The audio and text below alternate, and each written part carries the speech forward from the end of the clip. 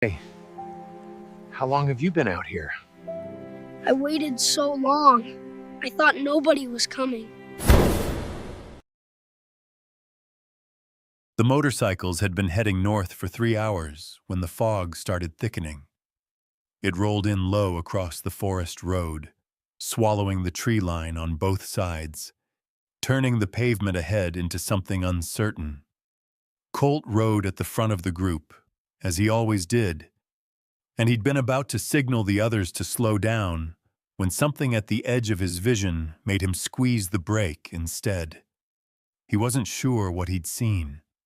A shape, something that didn't belong. He pulled to the shoulder and killed the engine. Behind him, the rest of the group followed his lead without question. Danny first, then Ray, 3 bikes going quiet one after another until the only sounds were the fog and the distant creak of bare branches overhead. Colt pulled off his helmet and looked back down the road. There. 20 feet behind them, barely visible through the gray, a small figure sat slumped against the base of a tree at the road's edge. Even from a distance, Colt could make out the bright blue of a rain jacket, vivid, almost wrong-looking, against the pale fog and the dark bark of the trees. He walked back slowly, not wanting to startle whatever he was looking at. It was a boy. 9, maybe 10 years old. He was asleep, or close to it, his head tilted forward and his chin nearly touching his chest. His honey-blonde curls were damp and matted against his forehead. His boots were soaked through, dark with mud and rainwater from the forest road. His gray sweatpants were soaked through at the knees. The bright blue rain jacket had a small rip along the left sleeve, and it was at least a size too big for him, the cuffs hanging past his wrists. Colt crouched down in front of him. "Hey," he said quietly. The boy's eyes opened slowly, like coming up from somewhere very deep. He blinked at Colt for a long moment, his expression moving through confusion, then fear, then something too exhausted to be either. "I waited so long," he whispered. "I thought nobody was coming." Colt didn't say anything right away. He looked at the boy's soaked boots, at the way his hands were tucked under his arms. The leaves stuck to the back of his jacket. "How long have you been out here?" he asked. The boy thought about it. "Since morning," he said. His voice was hoarse. Behind Colt, Danny had walked over without being asked. He stood a few feet back, taking in the scene. Ray stayed by the bikes. "Can you stand?" Colt asked. The boy tried. He got his hands under him and pushed, but his legs didn't cooperate, and he dropped back against the tree with a small sound that wasn't quite a word. Colt steadied him with one hand. "It's okay," Colt said. "Take a second." The boy looked up at him. His eyes were dark brown and very serious for a child his age, and there was something in them that Colt recognized. Not fear exactly, but the particular wariness of someone who had learnt not to trust quickly. "Are you with anybody?" Colt asked. The boy shook his head. "What's your name?" A pause. "Lucas?" "I'm Colt." He didn't extend a hand. He just let the name sit there, giving the boy room to decide what to do with it. "Your boots are soaked," Colt said. Lucas looked down at them like he'd only just noticed. "Oh," he said quietly. "I didn't even realize." He rubbed one boot against the other, leaving a smear of mud. "They were dry when we were in the car." "What car?" Lucas didn't answer immediately. His jaw tightened slightly, and he turned his face toward the tree line. Colt waited. He was good at waiting. "My dad's car," Lucas said finally. "He told me to get out." The fog shifted. Somewhere deeper in the trees, something dripped steadily from the canopy above. Colt held very still. "He told you to get out," Colt repeated. Not a question, just giving it space. Lucas nodded. He pulled his knees up toward his chest and wrapped his arms around them. "We were fighting," he said. "He pulled over and said, 'Get out,' so I got out. And then he drove away." His voice was flat. He said it the way children say things they've already processed beyond the point of tears, not because they're numb, but because they've been sitting with it long enough that it's become a fact rather than a wound. Danny had taken a quiet step closer. Colt glanced at him briefly. Danny said nothing, but his expression had changed. "How far back was this?" Colt asked. Lucas shrugged one shoulder. "I walked for a long time. Then my feet hurt, and I stopped here." He looked out at the road. "I thought somebody would come." "Somebody did," Colt said. It wasn't meant to be reassuring. It was just true. But Lucas looked at him when he said it, and something shifted fractionally in the boy's face. Not relief, not yet, but the first edge of it. The possibility of it. Colt stood and turned to Danny. "Blanket," he said. One word. Danny was already moving back toward the bikes. Colt looked down at Lucas.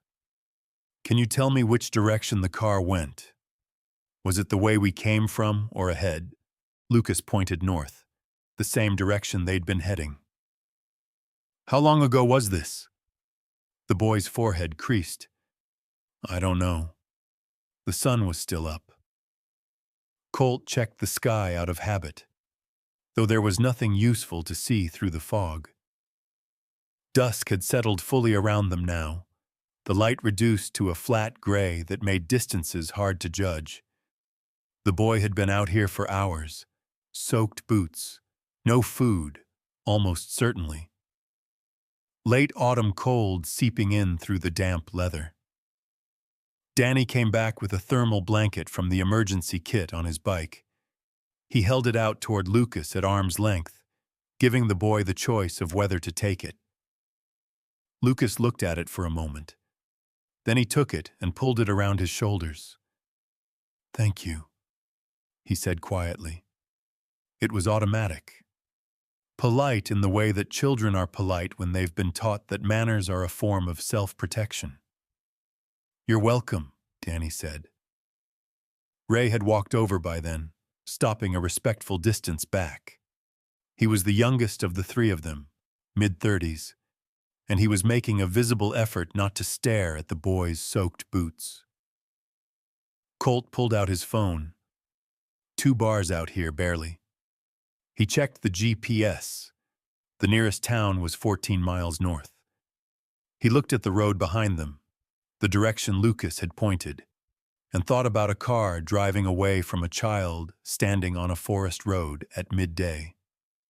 "Lucas," he said, "is there someone we can call for you?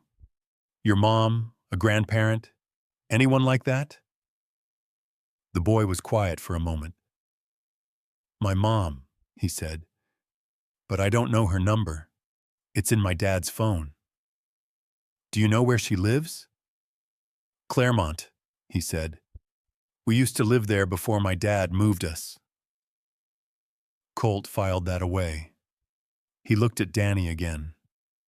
Danny gave a small nod. He'd heard everything and understood what needed to happen next. "Okay," Colt said. He looked back at Lucas. "Here's what we're going to do. We're going to take you somewhere warm and figure out how to reach your mom. That sound all right?" Lucas looked at him, then at Danny, then at the fog-wrapped road behind them, where the trees stood bare and black against the failing light. "Is my dad coming back?" he asked. Colt considered the question carefully. He didn't want to lie to the boy. He also didn't know the answer. "I don't know," he said. "But it doesn't matter right now. Right now, you're coming with us." Lucas held the blanket tighter around his shoulders. His wet boots shifted slightly against the cold ground. "Okay," he said. Colt's bike wasn't built for passengers, but Danny's was. A wider seat and a backrest the previous owner had bolted on years ago and never removed. Lucas sat behind Danny with the thermal blanket still wrapped around his shoulders, his arms looped loosely around Danny's waist. He didn't grip tight. He held on the way someone does when they're not sure they have the right to hold on. Ray rode behind them both, keeping the formation tight. They found the town 14 miles north in just under 20 minutes. It was the kind of place that appeared all at once. A gas station, a diner with its sign lit against the fog, and a hardware store already closed for the evening. Colt pulled into the diner's parking lot and killed his engine. The place was called Merle's. Through the window, a few booths were occupied, the inside warm and yellow against the gray outside. Colt looked at Lucas. The boy was studying the diner with the careful attention of someone cataloging exits. "Are you hungry?" Colt asked. Lucas nodded once, like admitting it was a small concession. They went inside. The woman behind the counter, middle-aged, unhurried, with a name tag that said Karen, looked at the three bikers, then at the boy in the thermal blanket with wet boots, and made a decision very quickly about what kind of situation this was. She didn't say anything dramatic. She just pulled a chair out from the nearest booth and said, "Sit down, sweetheart. You want hot chocolate?" Lucas looked at Colt. "Go ahead," Colt said. The boy sat. Karen caught Colt's eye and tilted her head toward the far end of the counter. He followed her there while Danny and Ray settled into the booth across from Lucas, close enough to be present, far enough to give him room. "What happened?" Karen asked, her voice low. "Found him on the forest road about 14 miles south," Colt said. "Father left him there. We need to find his mother. She's apparently in a town called Claremont. Boy doesn't have a number for her." Karen absorbed this without visible surprise, which told Colt she'd seen enough in a small diner on a rural highway to be unsurprisable. "Claremont's about 60 miles east," she said. "You try the non-emergency line. The sheriff's office here is usually quick." "That's next," Colt said. "I wanted him warm first." Karen glanced over at Lucas, who was sitting with both hands wrapped around a mug that had appeared in front of him seemingly by itself. Danny was saying something to him quietly. Lucas wasn't responding, but he wasn't looking at the door either, which Colt took as progress. "I can ask around," Karen said. "People talk in here. Somebody might know a family in Claremont named—" She paused. "What's the mother's name?" "Don't know yet," Colt said. Karen nodded. "Find out." Colt went back to the booth. He sat across from Lucas, next to Danny, and waited until the boy looked at him. "Lucas, what's your mom's name?" "Diane," he said. "Diane Mercer." "And your last name's Mercer too?" The boy shook his head. "My dad's name is different. I use my mom's name." He said it matter-of-factly, without elaborating. Colt went back to Karen with the name. She pulled out her phone and started making calls with the efficient manner of someone who knew exactly which 3 people in town would know which 60 people in the next town over. Colt stepped outside and called the county sheriff's non-emergency line. It rang 4 times before a dispatcher picked up. He kept it brief, found a minor, approximately 9 years old, left on a forest road heading north out of Kellam County. The father's vehicle was headed north. The boy's mother was possibly located in Claremont.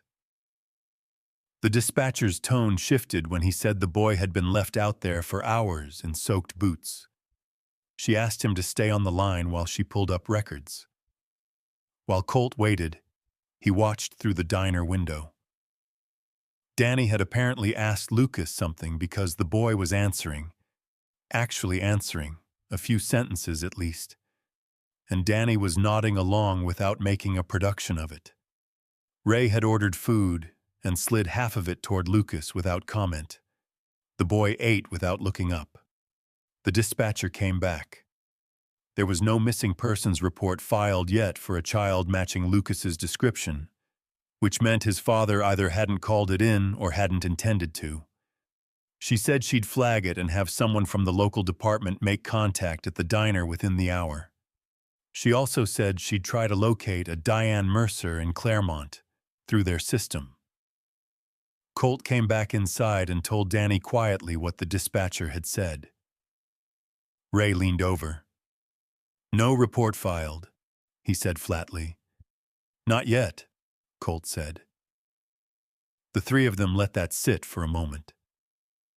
Lucas had finished the food Ray had pushed toward him. He was sitting with his hands in his lap now, the thermal blanket still around his shoulders. "Can I ask you something?" Lucas said. He was looking at Colt. "Go ahead," Colt said. "Why did you stop?" He asked it without accusation or particular emotion, the way a child asks a question when they genuinely don't know the answer and have decided they want to. Colt thought about it for a second. "Saw your jacket," he said. "Through the fog, blue stands out." Lucas looked down at the bright blue rain jacket, as if considering it for the first time. The rip along the sleeve had widened slightly. The fabric had caught on something at some point, though he hadn't mentioned it. "My mom got me this," he said. He didn't say anything else after that. He didn't have to.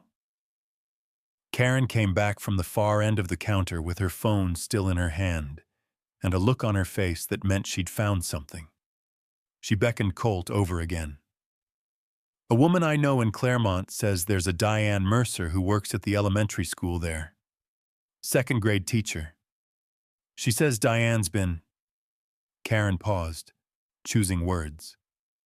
"She's been asking around about her son for weeks. Apparently the father took him out of school without notice back in September. Diane filed something with the courts, but..." She spread her hands. Colt was quiet for a moment. "Does your contact have a number for her?" he asked. Karen held up her phone. "Already texted it to you." He checked his phone. The number was there. He stepped outside again. The fog was thicker now, the diner's sign casting a pale orange smear across the parking lot. He dialed. It rang twice. "Hello?" A woman's voice. Careful, like someone who'd learned to be careful about unknown numbers. "Is this Diane Mercer?" Colt asked. A pause. "Yes, who's this?" "My name is Colt. I'm at a diner called Merle's in Harwick. I have your son with me. He's safe." The silence that followed lasted 3 full seconds. Then she said, "Lucas." Not a question. Just the name said the way you say something you've been holding in your chest for a very long time. "He's safe," Colt said again. He's warm and he's eaten.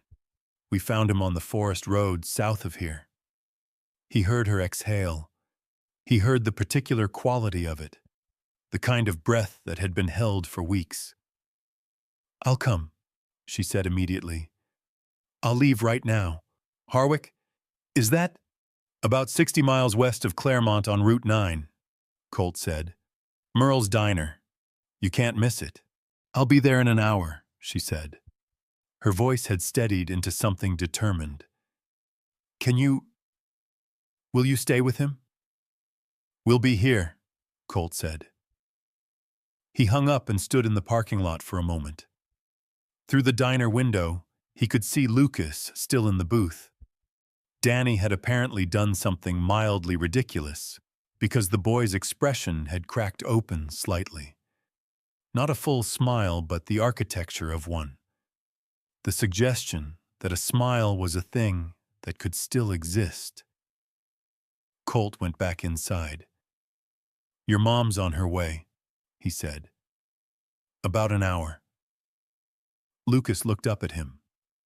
Something moved through the boy's face that he clearly wasn't expecting. A sudden pressure behind the eyes that he fought to control, pressing his lips together and looking down at the table. He nodded. Once. "Okay," he managed. Ray looked out the window. Danny looked at his coffee. Colt sat down. Outside, somewhere north of them, on Route 9, a woman was already in her car. The hour passed slowly, in the way that hours do when everyone in the room is waiting for the same thing. Karen refilled coffees without being asked. Ray had found a pair of thick wool socks somewhere. He'd gone out to the bikes and come back with them, setting them on the table in front of Lucas without explanation. Lucas pulled off his wet boots first, setting them beside the booth.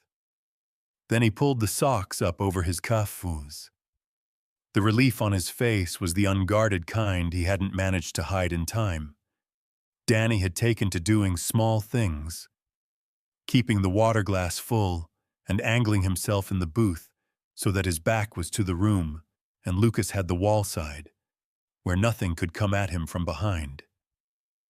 He did these things without drawing attention to them. Lucas noticed anyway. Colt could tell by the way the boy's shoulders had gradually dropped from somewhere near his ears to something closer to their natural position. They didn't push him to talk. When he wanted to, he did. At one point he said quietly, to no one in particular, "He does this sometimes. Drives somewhere and gets mad and then drives back and acts like it didn't happen." No one responded immediately. Danny turned his coffee cup in a slow circle. "But he didn't come back this time," Lucas added. He said it with a kind of careful neutrality, like he was still deciding what to do with that fact. "No," Colt said. "He didn't." Lucas nodded slowly.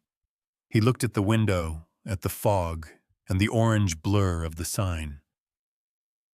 "I kept thinking he would," he said. "For the first few hours. I kept thinking I'd hear the car." Colt said nothing. Sometimes the most useful thing was to let a thing be said without rushing to respond to it. "And then I stopped thinking that," Lucas said. He picked up the mug in front of him, found it empty, and set it back down. "And then I fell asleep." Karen materialized with a fresh hot chocolate. Lucas looked up at her. "Thank you," he said. "Of course, honey," she said, and moved away without making it into a moment. The sheriff's deputy arrived before Diane did. A young man named Aaron, who came in quietly, nodded at Colt, and sat across from Lucas with the relaxed, unhurried manner of someone who'd been trained to take up exactly as much space as was useful, and no more. He had a small notebook, but he barely used it. Mostly he just listened, while Lucas told him, in a flat and factual voice, what had happened that morning. His father's name was Gary Sutton. They'd been living in a rented house 40 minutes south of Harwick since September, when Gary had pulled Lucas out of his school in Claremont and told him they were relocating. Lucas had not been asked. His mother had called twice in the weeks after, briefly, and then the calls had stopped. Gary had changed Lucas's phone settings, though Lucas had only figured that out later. That morning they'd argued about Lucas wanting to call his mother.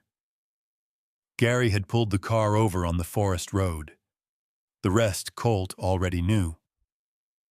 Aaron wrote down the address of the rental house.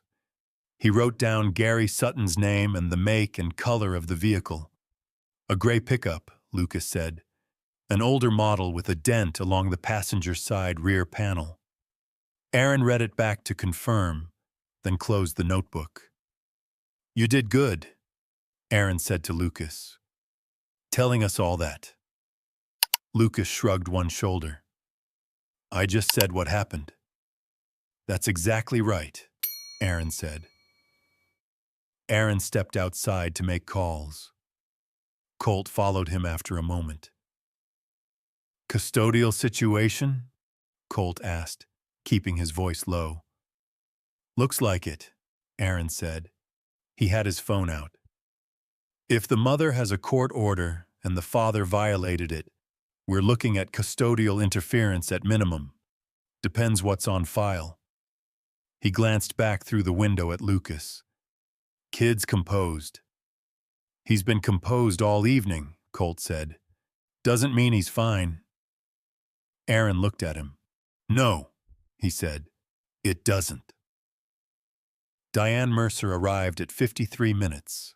Colt saw the headlights first, pulling fast into the lot and stopping slightly crooked, the way a car stops when the driver isn't thinking about parking. Then the door opened, and she was already moving toward the diner entrance before she'd fully straightened up from the car. She was slight and dark-haired, wearing a coat she'd clearly grabbed in a hurry over what looked like clothes she'd already been in for most of the day. She pushed through the diner door and stopped. Lucas was already looking at the entrance. He'd been looking at it for the last 10 minutes. For a second, neither of them moved. Then Lucas slid out of the booth, and the thermal blanket slipped from his shoulders, and he crossed the diner in a way that wasn't quite running, but was close enough that it didn't matter. Diane met him halfway. She dropped to her knees on the diner floor and pulled him in, and Lucas held on in a way that was entirely different from how he'd held on to Danny on the bike. Not careful, not measured, and not uncertain about his right to it. He held on with both arms, and his face pressed into her shoulder, and he didn't make a sound. Diane made a sound. She couldn't help it. She said his name once into his hair, and then she just held him, one hand on the back of his head, the other arm around his back, rocking slightly without seeming to know she was doing it. Karen had stopped moving behind the counter. Ray was looking at the window. Danny had his elbows on the table and his eyes on his coffee cup, his jaw set in the particular way of someone keeping their expression controlled. Colt stayed where he was. After a while, Diane looked up. Her eyes found him across the diner. She'd clearly already identified him as the one who'd called. Some instinct for these things. She didn't say anything.